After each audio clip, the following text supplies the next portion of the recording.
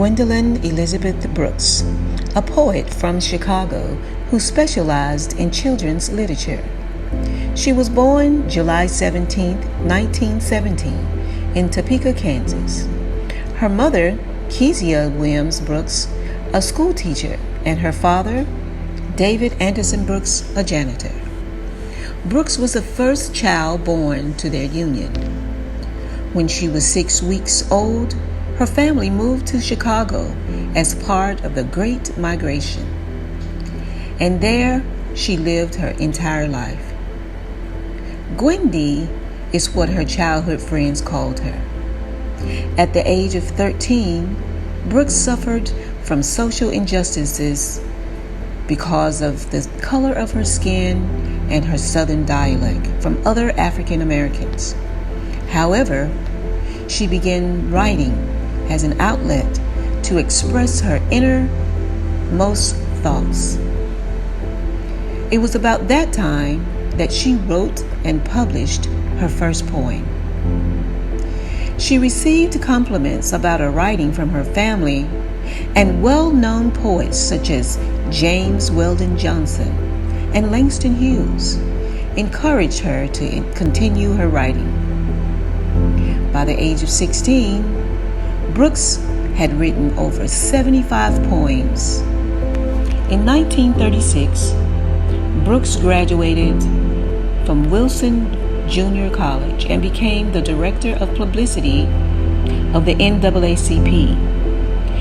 In 1945, she married Henry Blakely, who was also a young writer, and together they had 2 children.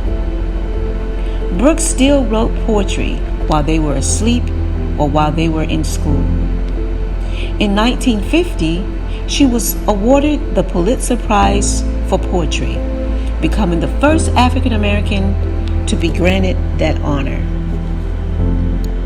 It is hilarious to know, on the day in which Brooks was granted her award, the New York Times, the Chicago magazines, Ebony magazine, and all other publications with notoriety want to interview her about her accomplishment. When they called and asked Brooks if they could come over to her home to interview her, she agreed and said, Jack Starr, a reporter on the Sun-Times, called. He is now associated with Chicago magazine, was one of the editors, senior editor, till just recently. So he said, do you know that you have won the Pulitzer Prize? And I said, no, and screamed over the telephone. I couldn't believe it. So he said, well, it was true. And it would be announced the next day. The next day, reporters came, photographers came with cameras, and I was absolutely petrified. I wasn't going to say anything about the electricity. I knew that when they put in their, when they tried to attach their cameras and all, nothing was going to happen. However, miraculously, somebody had turned the electricity back on that fast. I've never known exactly what happened. Brooks' work from this period contains descriptions of day-to-day people. Critics labeled her as intellectual and scholarly. Then in 1960, she wrote BEANIEATERS. The BEANIEATERS by Gwendolyn Brooks. They ate beans mostly, this old yellow pair. Dinner is a casual affair. Plain chipware on a plain and crooked wood, tin flatware. 2 who are mostly good, 2 have lived their day, but keep on putting their clothes and putting things away. And remembering with twinkling and twigs as they lean over the beans in their rented back room that is full of beans and receipts and dolls and clothes, tobacco crumbs, vases, and fringes.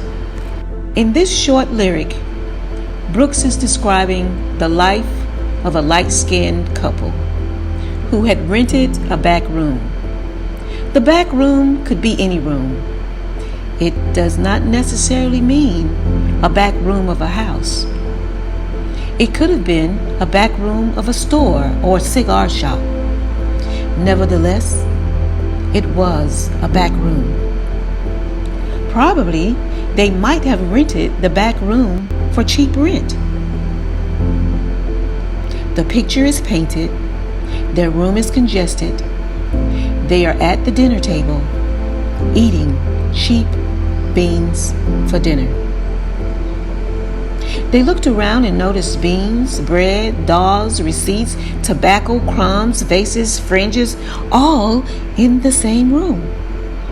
So far, they have kept all their things together, and keeping together also reflects the theme of poverty.